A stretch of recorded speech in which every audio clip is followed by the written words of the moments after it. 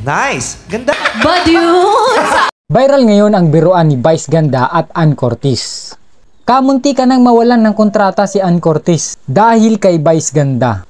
Ito ay nangyari sa It's Showtime nitong nakaraang January 20. Marami ang nainis at nagbash kay Vice Ganda dahil sa pagdudog show kay Ann Curtis sa serye nila na It's Showtime na Especially For You, ang non-time show. Sadyang hindi sinasadya na nasabi ni Ann Curtis ang salitang nice pamilyar sa linyahang ito.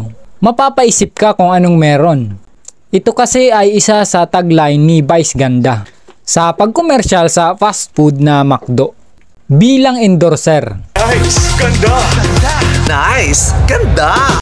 Sinimula ni Vice Ganda ang pagjo-joke niya sa actress at TV host sa pamamagitan ng isang dare. Nice! Nice! Ganda! Ganda! Inulit naman ito ng actress at nang ma-realize niya ang mga katagang nice ganda ay huli na ang lahat. Ang tagline na ini-endorse ni Vice Ganda na fried chicken para sa isang fast food chain. Kilala naman si Ann bilang celebrity endorser ng fried chicken para sa kalabang local fast food na ini-endorse ni Vice Ganda. Halos nasa 7 taon na ngang nag-endorse si Ann Curtis ng Jollibee simula noong 2017. Jollibee Burger Steak. Doble linam ng ulam. Pipi linam, sassy linam. Dahil sa nangyari ay nagulat talaga si Ann Curtis dahil nang ma-realize niya na ito pala ang tagline ng kabilang brand. Nice! Nice! Ganda! Ganda! Agad naman nag-back up post si Ann Curtis ng video na kung saan ay kumakain siya ng fried chicken. Ipinost niya ito sa Instagram account.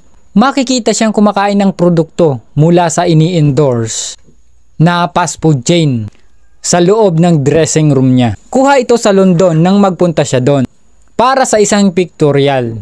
Nag-shared post naman si Vice Ganda at inaming minsan rin siyang nagkakamali.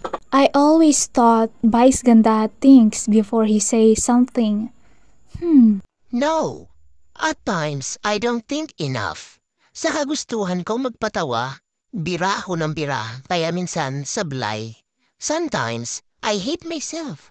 Pero ganun talaga, sa comedy man o sa real life, talagang hit and miss.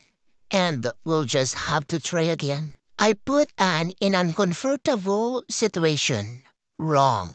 Sorry. Siguro ay hindi naman talaga intensyon ni Vice Ganda na siraan ang kabilang brand. Sadyang gusto niya lang magpatawa on the spot. Anong masasabi mo sa viral issue na to? Don't forget to subscribe.